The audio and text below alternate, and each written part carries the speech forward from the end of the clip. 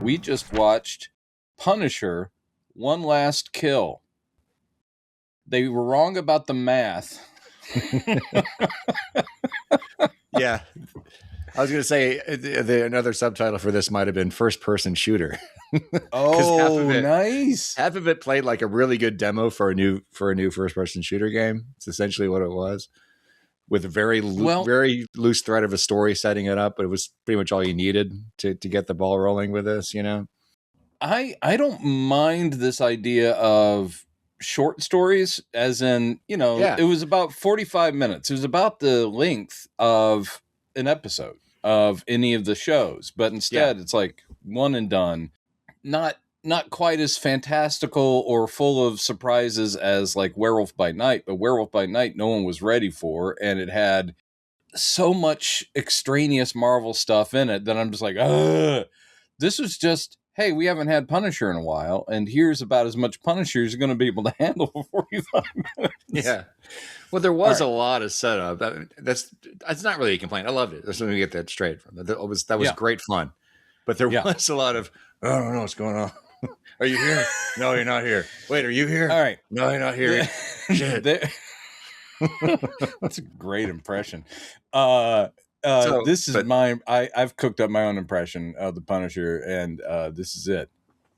I'm Frank. Pretty good, right? So anyway, these are the things I've learned from Punisher One Last Kill. One is Frank's doing okay. Two is don't mess with the dog. I mean, apparently John Wick and Punisher have a lot in common.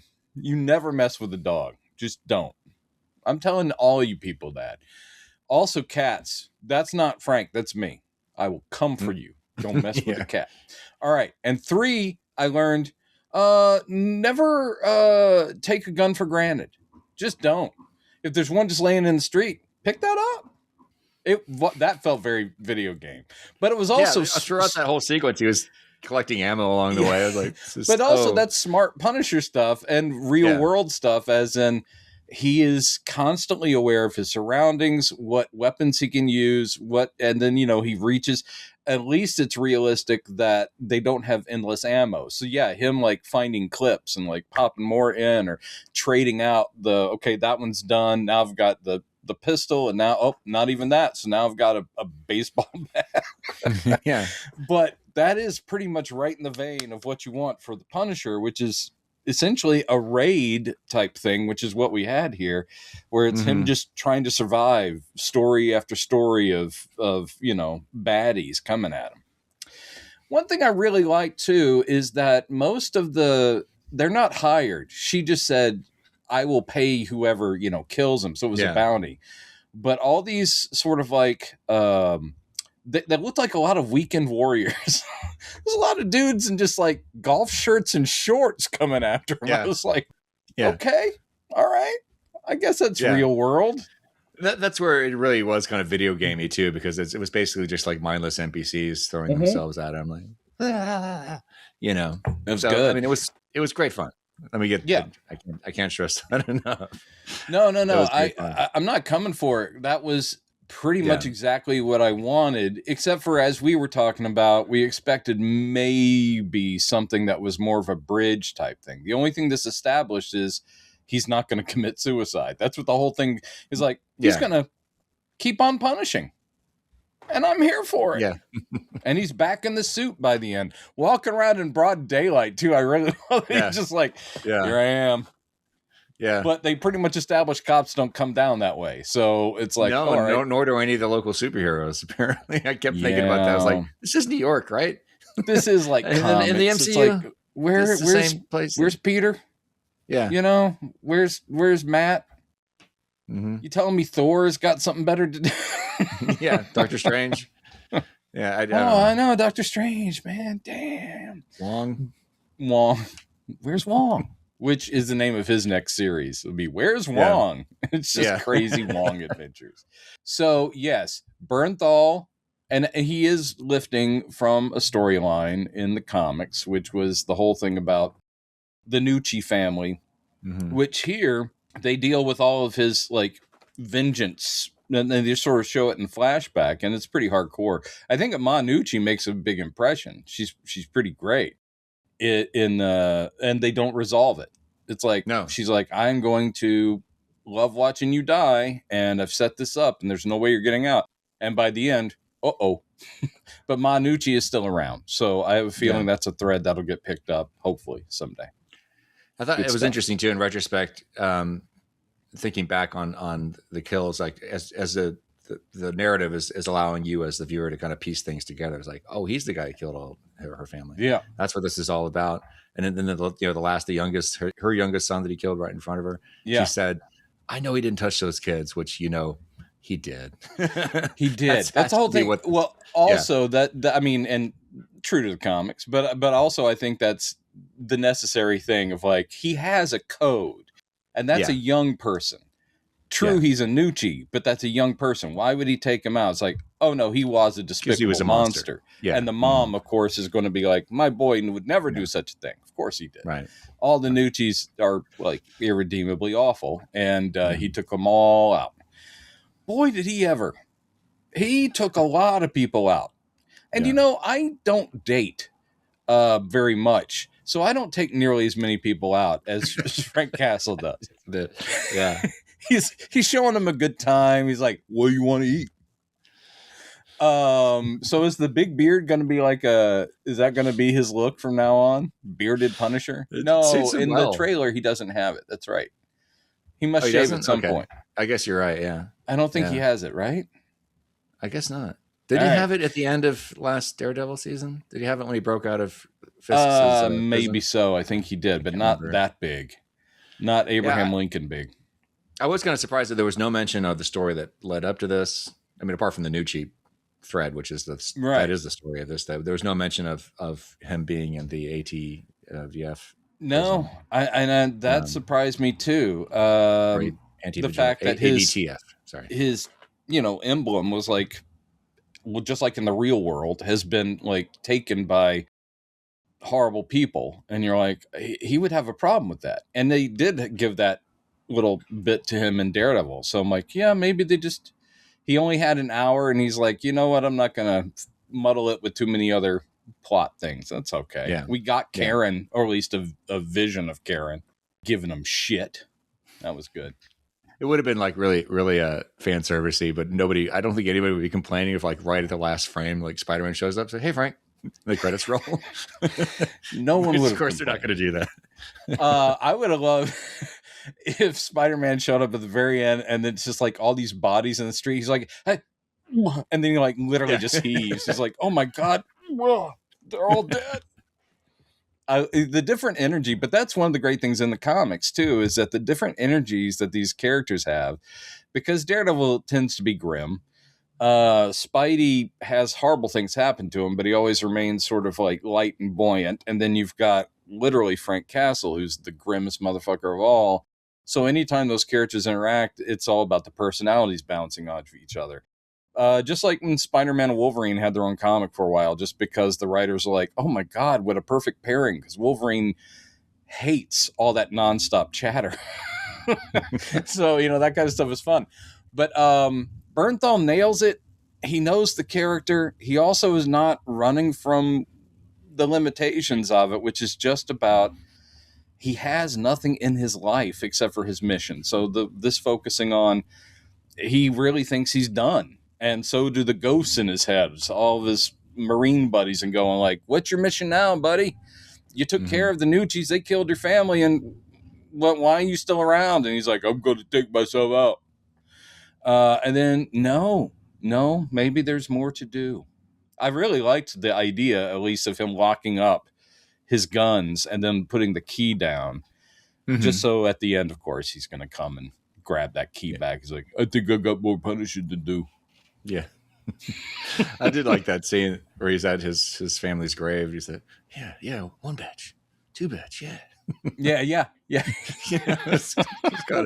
It was good, but it was also maybe laugh. I really like John Bernthal. At the same time, as I've always said, Bernthal must have watched every every single De Niro film as a kid because his acting style is literally You mentioned that before.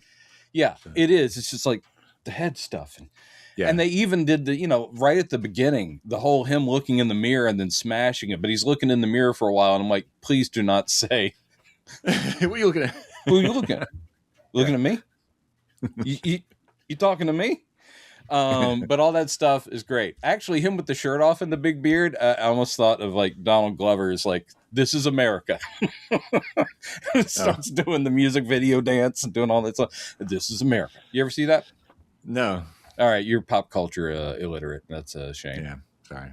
This is America. It's okay. Sorry, everybody. We're gonna let it go.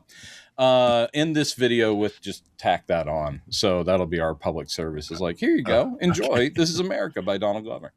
It was good. It wasn't very MCU, but it was just focused on him, and it allowed him to do what we want Punisher to do, which is kill so many people. He killed a lot of people. So he even got set on fire and still fucking ran into a whole other room and started kicking people with his fire legs. The way he took out that tattooed guy in the shop was like, oh my God. Yeah, because you in movies they will often, if they're supposed to be a badass assassin, like a bullseye, where it's like, I can kill you with anything, grab a pen. But in those things, it's usually like somehow just one in the head, the person's dead. Mm-hmm. Here, he uses the pen and he keeps hitting these major points where like arteries are. So he's dying in chunks because he's like, and he gets weaker and weaker, and he's got him in the neck. Now blood's, and he's like, he's getting even fainter, and he's like shoving it into his brain. It's like, good Lord. I'm really glad this started with a parents advisory because, I mean, I get it. It's Marvel stuff. I don't want kids to see this. I do not. However, as an adult, it was fucking awesome. Yeah, it was. And I'm thinking back to all the people who are like, man, they're going to Disney-fy Punisher. You're going to dumb him down. Mm-hmm. No. And it will depend on, and again, that's similar to the comics where it'd be like DC has Black Label, but that, was there, we're more mature if you're reading this stuff, or Vertigo back in the day. And now, Marvel's had Marvel Knights and Marvel Max, neither of which really exist anymore, but they're pretty good about letting you know if it's a miniseries. We'll put mature readers on it. Like, don't do this. But in Brand New Day, Frank, of course, is going to be in his battle van and probably shooting at people, but he is not going to be shoving pins into people's eye sockets, probably in a Spider-Man film. It just depends where you run into Frank. Yeah. When he finally runs into the Lil Avengers, I don't think. You know what? I'm going to fuck you guys up. I know your little chibis. I don't care. I will fuck you up. Did you ever read the Archie Punisher crossover? No. That's awesome. It's like early 90s, one of the weirdest ever. And they managed to make it a decent Punisher story, but it was also the Archies. So literally, Archie has apparently a doppelganger, a guy who looks a lot like him, who's like a drug dealer who escapes the city and ends up in Riverdale. And the Punisher tracks him down to Riverdale and mistakes Archie for him. And Archie's like, I swear to God, I'm not a criminal. That's crazy. It's crazy. That sounds like something you would have thought of. Yes. Which is why I bought Marvel it. doesn't aren't those comics, right? That's No. That was literally like a DC Marvel crossover. They're MLJ. That's who publishes Archie. Okay. I was thinking it was just a one-off, and I think it was just like, this will make both of us money, and it did. And it was pretty funny. The Archies were drawn like they normally are, and they sort of cartoonized Punisher a little bit. So he didn't look completely out of, and it's not hyper violent, but of course, he's pulling guns and guns and guns out, and they're like, I think that'll do for the one guy here. So they get jokes in and whatever. Betty and Veronica make out. No, sorry, that was the story I wrote. Okay, sorry, so sorry. That's a total other thing. Yes, this was. I hope you guys enjoyed it. It's solid, full on. We've missed him and we got him. And I still am confused. I guess he'll show up in season 3 of Born Again. I think he will. Everyone online is agreeing with us, obviously, that as much as we would love for Daredevil to be in Spider-Man, he just won't be. It's like, yeah, they're not going to have him break out of jail in the movie. Yeah, I'm seeing a lot of people online agreeing with what we're talking about. Well, somebody did point out there are some scenes in the trailer that happen in a prison. Yes. So that the Hand is attacking him in a prison. But there are more prisons in the MCU than just one. That could be the connection that we're looking for. I mean, there's a connection that just that there's the Hand. It's like, I mean, that's a connection to Daredevil's mythology, but it won't have anything to do with. I don't think we're going to see him sneak out in an orange, prison suit, help Spider-Man to get right back into prison. No, I think he probably just stays in prison. What could be happening is that because it's out now that Matt Murdock is Daredevil, the Hand is like, aha, we're going to take him out while he's locked up. Chad. So Spider-Man shows up. Spider-Man, who knows Matt Murdock from his time as one of his clients. Maybe. So it makes sense. I'm just saying it would make sense. All the things are there where it could be a thing. It might not be. Honestly, we still don't really know what the plot is other than his metamorphosis, which you can see the Banner connection. I think the Punisher, Hand, and Scorpion stuff it's not red herring, but I think that'll be like stuff he just deals with. I think it's his mutation is the main thing. And maybe Banner loses control of Hulk for the first time in a long time or whatever. So I think Hand isn't primary, but it's an awesome visual. That could be like a 5-minute sequence. We don't know. Yeah, it could be. Again, I get excited when I'm looking at that trailer, and you do have Tarantula and Boomerang, and I'm like, are you kidding me? And then it's like, that is going to be a montage. It's going to take 30 seconds. I hope Scorpion gets more than 30 seconds because he's a great actor they've got. Right, Michael Mann. Don't waste him just like, oh, I got a suit. Here's my tail. Oh, I've caught. Yeah. That's how my script read, which is why they didn't buy it. I always have villains going, oh, I'm caught. I got to come up with new dialogue for my bad guy. Yeah, it's like, oh, God, Jones sent us another one. What page does someone say, oh, I'm caught? Page 18. Seriously. Someone says, oh, I'm caught. Anyway. Yes. Would you like more of this type of format, Chad? Yeah. Let some passionate creator come and say, I've got a great one-off story of this character, whatever. Please. I mean, Werewolf by Night was so great. Yes. And that's really, other than the Guardians of the Galaxy Christmas special. That's right. That's the only other one of these that we've had. Yeah. So I do like the format. It puts a lot less pressure on it too. Well, does it? I don't know. The investment of time and money is less. But maybe there's more pressure because you got to bring it. It's like you got one shot. Do your Silver Sable TV movie. It's like, boom, got it. There it is. Boom. And there's always a danger too of like you were saying, because we were talking about we want more Werewolf by Night, and apparently they are working on a part 2 of that. And I was saying, make it a series, come on. And you said, no, don't tempt.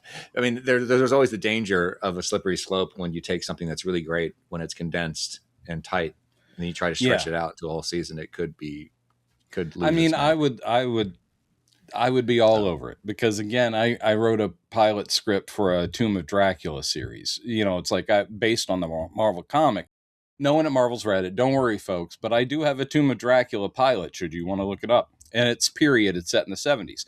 But the thing is that if someone said, yeah, we want to do a Werewolf by Night series, I would be there. There's so much stuff you can add in because, again, the character's been around. Where's Topaz? Let's have more of Elsa Bloodstone. There's all kinds of stuff you can do. I love the supernatural side of Marvel. There's so much great stuff. And it also drives me nuts that we're still waiting on another Doctor Strange, which means, are we ever going to see more of Charlize Theron as Clea? Maybe not. Just maybe that one thing at the end of that movie, and that's all that ever happens. And that would be a damn shame. So anyway, I'm always on board for more, but you're right. It's like at that point, how far do you stretch it? Are you worried about tying it into other stuff? All that kind of thing. I'm glad there's more Wonder Man coming. I would love to see more Moon Knight. I mean, all these things that they've tried. It's like they dropped the ball with Black Knight because they set him up in Eternals and Eternals bombed. But I'm like, hey, what about, you could do this? You could do a TV movie of Black Knight origin story and get Kit Harington back. He's like, oh, right. Yes, I was supposed to be Black Knight. Oh, that's weird. Okay, I'll do it. Don't consider those things like cut off, because maybe this is the new format they could do them in. I mean, you never know. I mean, it's kind of a different thing with Ben Kingsley as the Mandarin, but that was just a one-off thing they had in one movie, and they turned it into this great character that they're still going with. Yes, I mean and that's multiple creators, but they saw enough there that they're like, that's not even comics continuity. It's just we love Trevor Slattery and Ben Kingsley fucking rules. So it's like, if he's game, let's bring him back. And he's already been in interviews going like, it's one of his favorite characters he's ever played. And you're like, that's great. This is Academy Award winning Ben Kingsley who wants to stay in the Marvel universe. Yeah. Great. I love when it's like people like Olivia Colman, who was great in Secret Invasion, even though the series was, but the way she's like, in interviews, they're like, are you kind of embarrassed? Did you do that for the money or whatever? She goes, are you kidding me? I love the Marvel movies. She goes, I watch every single one of them. I own them all. She's like, I just wanted to be in that universe, even that if it's that. And I think there are plenty of actors who are like, hey, look, even if you don't decide I'm going to be like the new, whatever character, could I just be a S.H.I.E.L.D. agent or something? Could I come in and be a guy? Yeah. Could I come in and be a guy? That's, again, a lot of stars are on their phones talking to their agents. Could I just come in and be a guy? Yeah. Oh, it's cool. You can be the guy in the car right when the Avengers crash and your car gets ruined. And you're like, oh, man, go Avengers. It's like, cool. I'll do it. I'll do it. Anyway. I missed this little Easter egg. Somebody I think it was in Daredevil. Somebody pointed out that there was an Agents of S.H.I.E.L.D. series Easter egg that they threw in there. There was some I forget what it was, some corporation that was only mentioned on that series that was just shown in the background of some scene. It was just literally just an Easter egg. It wasn't tied in with anything, but it made me wonder. I remember. I wonder if they're going to start bringing back those characters, from the in Wonder Man. I mean, they brought in Roxxon, but Roxxon Oil has been in Agent Carter and Agents of S.H.I.E.L.D. over there. It's not like anyone owns Marvel owns it, but I mean, no one's like, that's part of the TV. We can't bring it. So, no, why don't you just bring them in? Whatever. And that connects all that stuff. I really liked. That's how Doorman got his powers, was from that leaking Roxxon container. So I love that kind of shit. Easter egg away. I'm giving permission. It would be cool. I'm sure they probably won't do this, but it would be nice to have to see if they do bring back any of those characters. See, I know you didn't watch Agents of S.H.I.E.L.D. towards. I watched. Did you watch the last three seasons? No, I mean, I was out before they went to space. I think I got to Patton Oswalt being multiple clones of himself or whatever. I mean, he's basically like a replicant version of himself now. Yeah, but he's still alive. So they could do a story where we catch up with Coulson, Android. That would be. I mean. For one thing, if it's Coulson and if it's any of those main characters, actually, by the end of the series, I don't know who's still alive, but I think probably, what's her name? Quake. I think is she still alive by the end of the show? Because she's a continuing character in the comics. Most of the main characters are, I just can't remember what her character's name was. Quake. What was her character? She was Sky initially, then they. Oh, right. Yes. The actual Quake character name from the comics. Yeah. Once she gets exposed to the Terrigen Mist, it is a shame that the Inhumans will probably never be touched again, because they will have to acknowledge, we've shown those characters, but they were TVized, except for that one bit in Multiverse of Madness where Black Bolt was full on in his Black Bolt outfit. And then is destroyed by Scarlet Witch. Right. She's powerful, man. She's very powerful. The thing is, it's such a huge universe, and I hope that they find, I think they have been finding that they're getting success on so many different fronts. In other words, don't try to turn it into a formula, because that will fuck you up, Marvel. I bet this does well. I bet this does. And it is so far from their last really big success, because I think Born Again Season 2 was was good, but it wasn't like shattering.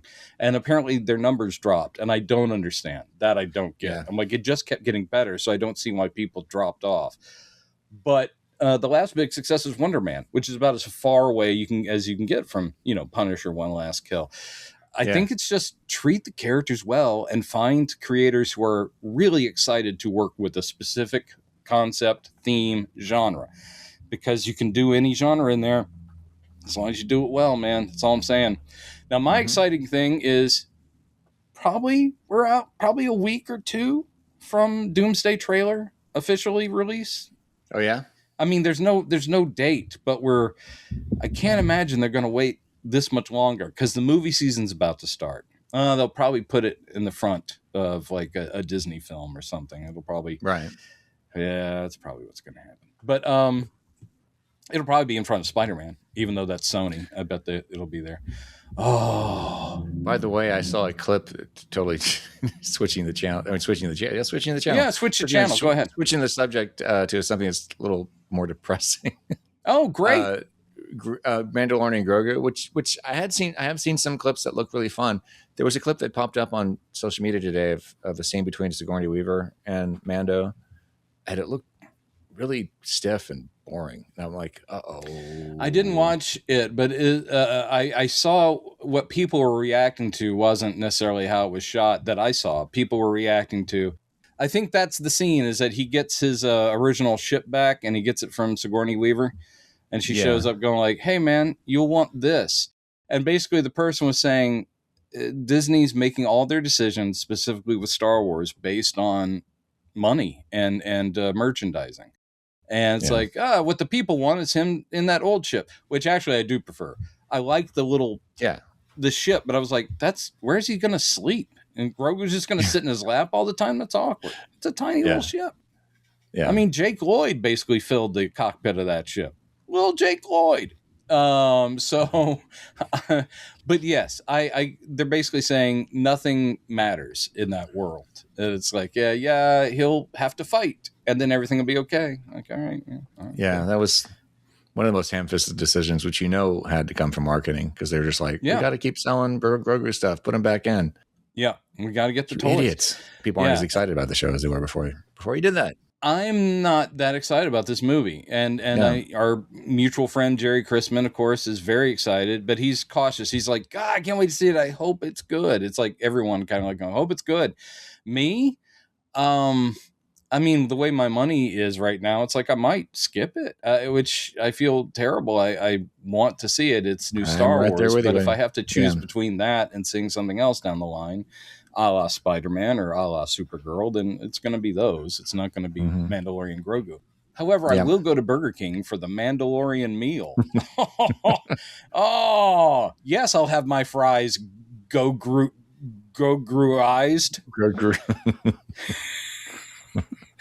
Apparently, there's green shit you can dump on your fries, and they've got the tie-in. Yeah, I think it's like sour pickle powder that you can put on your fries, and they're like, look, that's Grogu fries. All right. Actually, I do love pickles. I would try them in a second. But yeah, crazy little tie-ins aside, and they're trying the advertising. I cringe every time I see one of those actor interview things where it's Pedro Pascal sitting next to the puppet, and they're talking about what it's like working with each other, and I'm like, oh man. Mm-hmm. I think a little bit of Pedro Pascal dies every time he has to do that. But again, if it's good, yay. I mean, I want it to be good. I'm not out to pre-slam anything, but I haven't been too excited by what I've seen. Pre-slam. I'm out to pre-slam every movie. I'll never use that voice again. But yes. So cautiously excited, I think, is the way to go. Yeah, if you go and I don't, you'll have to be the guy who talks it up on here. Just don't spoil it for me. I won't. When it ends with Luke Skywalker like showing up going, "Hey, remember me?" And everyone goes, "Woo!" He comes out doing finger guns. I'm restarting the Jedi. Certainly nothing will go wrong. Yeah, that's everything's gonna I'm be going to great. have your little boy there, your little friend. He's going to be in there, and my nephew's going to be in there. Everything's going to be just fine. Where'd you pick that up? Obi-Wan taught me. The idea of Alec Guinness going like, yes, focus on the Force. Also do this. Yeah. That makes you cool.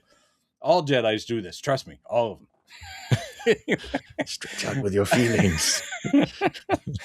There's a lot of stuff that's coming out, and I hate being that guy where it's like I will have to budget, because I'm also really excited about the James Bond game that's about to come out. James Bond First Light, and it's which Bond is it in the game? Doing it is a pre-Bond, like it's young Bond as he's just been hired to MI5, so it's like an origin story. So it's not anybody's likeness. He's not based on anyone in particular, except for the voice actor. Apparently, looks very much like the character. So it's this guy. John knows. I'm like, oh yeah, it's this guy from this thing. I'm like, yeah. They should just hire him to be it. I'm like, okay, great. Never heard of him. Okay, cool. But all the trailers I've seen of the gameplay, and it even has its own theme song written by the guy who does the film music, and it's like, wow, that's pretty fucking cool. So I would like that.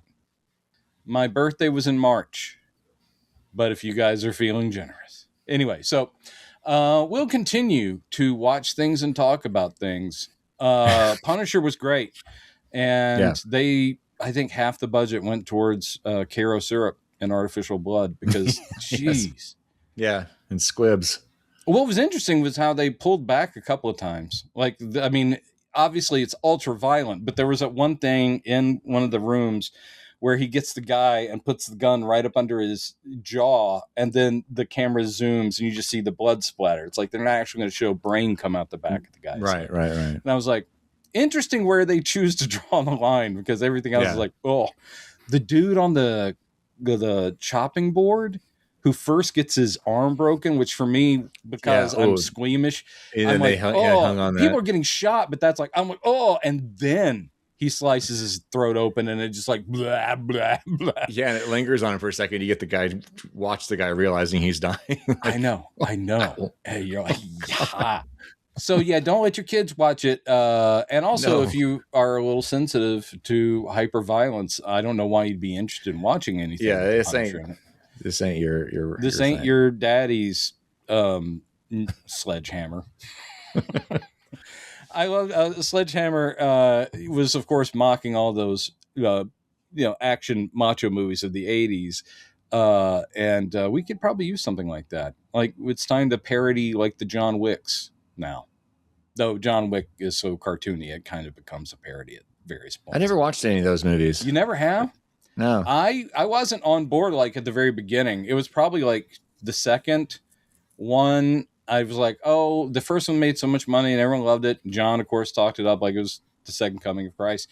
And I watched it, and it is, as far as just pure action cinema, beautifully choreographed, pretty fucking badass. And each one of them maintained. I enjoyed the entire series. I haven't seen the spinoffs. Like, I didn't see Ballerina.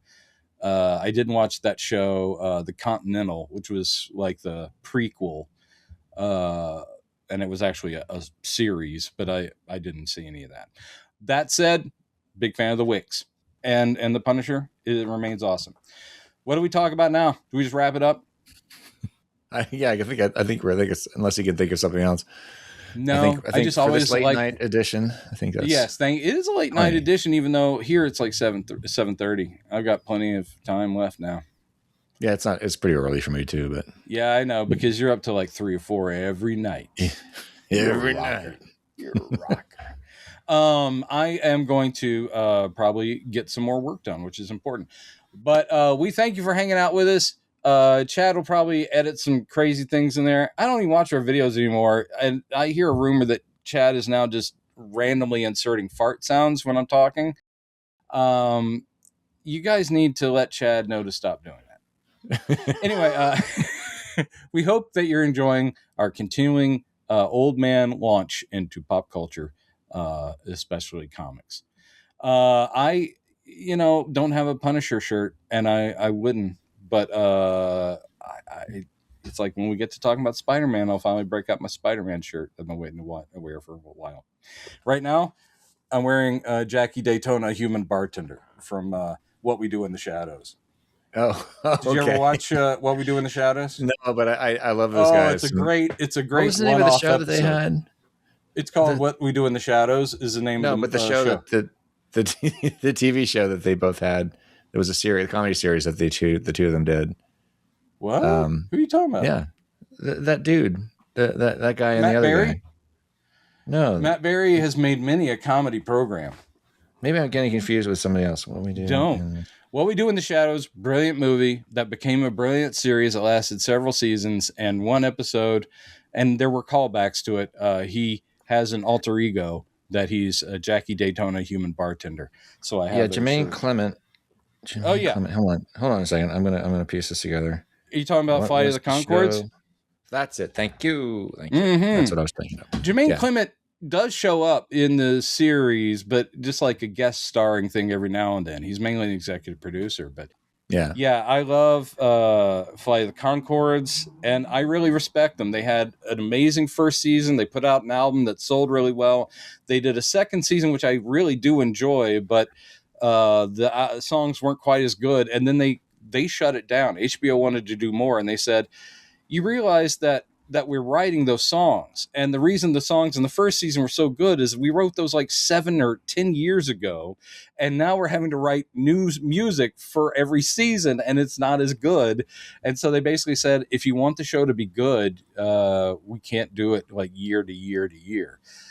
So they shut it down, but they still occasionally tour, and I saw them live.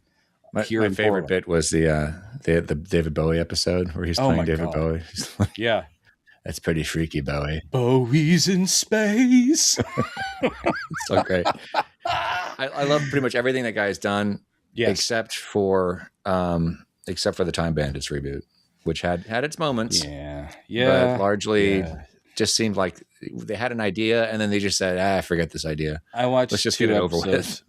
I watched. You only watched 2 episodes? Yeah. I mean, I like everyone in it. And I thought, as you said, cast. There was some really good bits-ish, but I just went, I don't need to. It was mostly just really, really poorly written, which was unfortunate. Which was this weird thing. We talked about this already, but there's this weird thing where we don't want to use little people. We don't want to use. I like that Gilliam came out and said, he goes, the second I heard they weren't using little people, I said, well, they're on the wrong track. Right. Like he wrote it off immediately.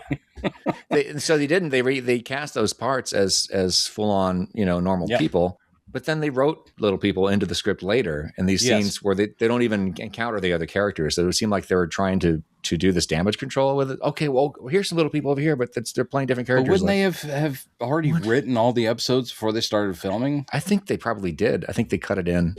You see at the I think it's the last episode, you see the little people characters running in the background. Like it's another story thread. It was really clumsy. But I think by that point they realized nobody's watching this. Let's just get it over it. It's a damn shame. There was one really good episode where because there was one clever thread I thought where in this story, that version of the story, I forget the name of the character's name, the little boy in the movie.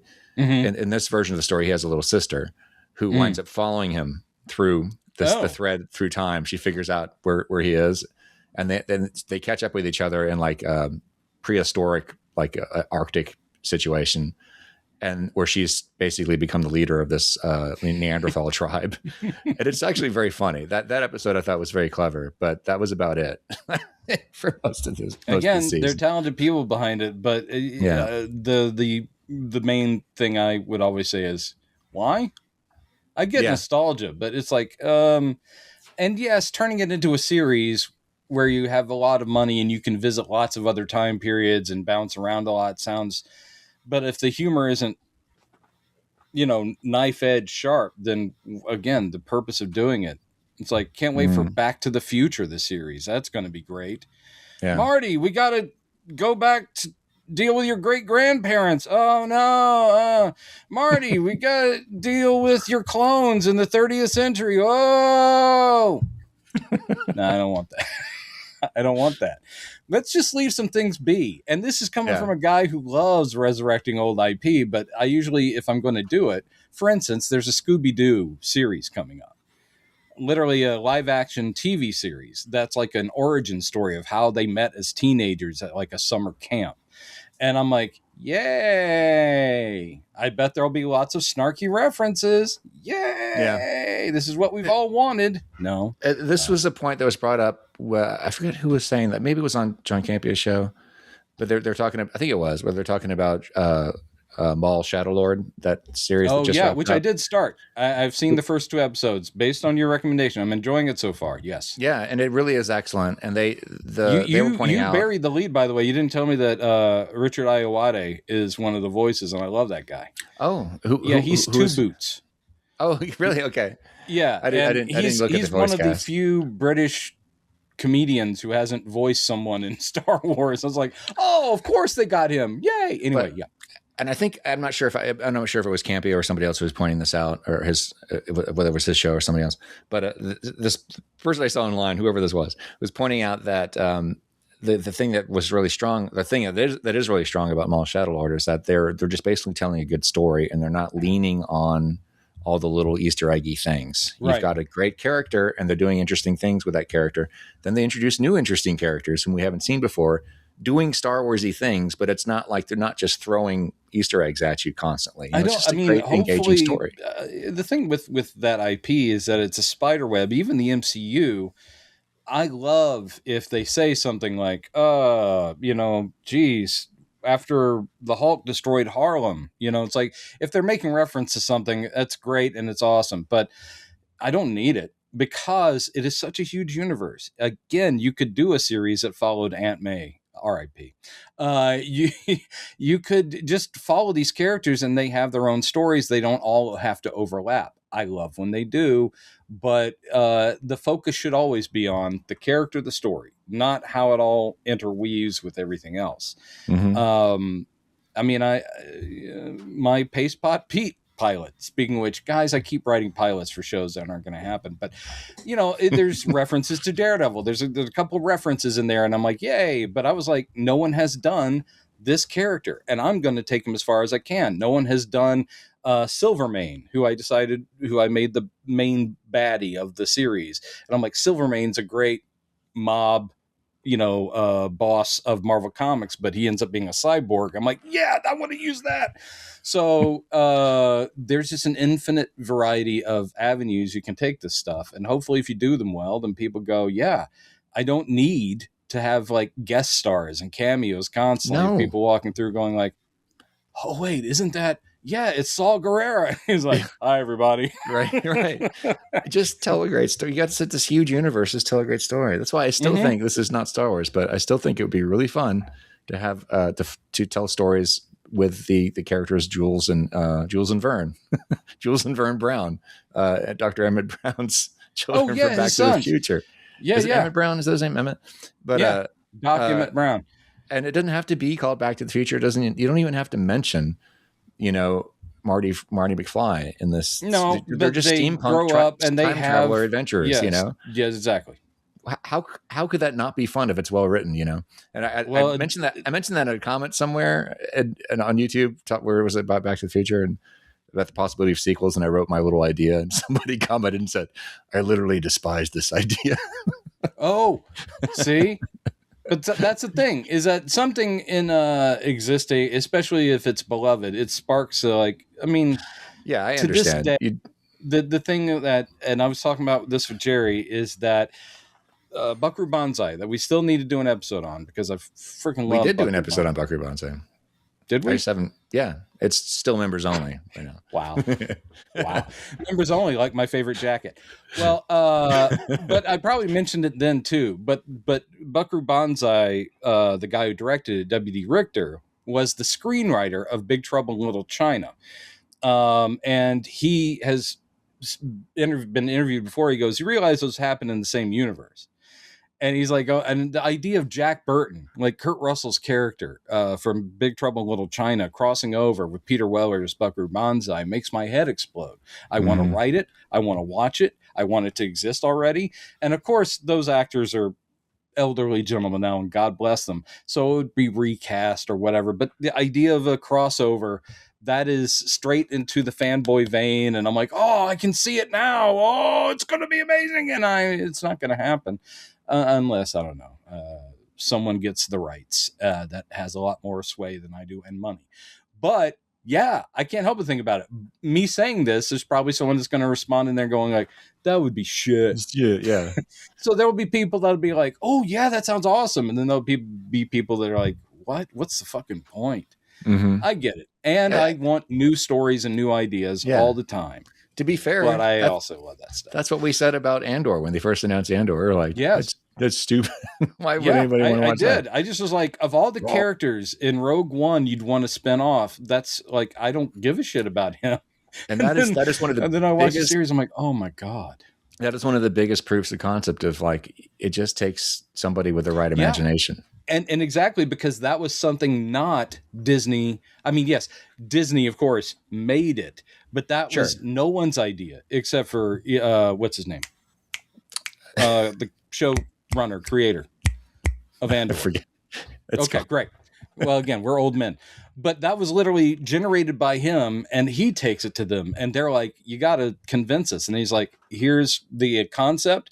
Here is the pitch summary of each of the episodes. And then they're like going, holy crap, you really, I'm intrigued. Let's see what you do. Tony Gilroy.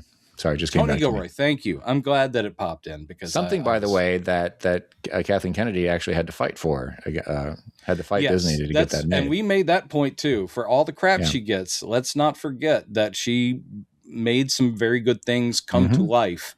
So she's not one or the other, like the death of Star Wars or the savior. She was like, she took gambles, some paid off, some didn't. And she had a studio writing her ass.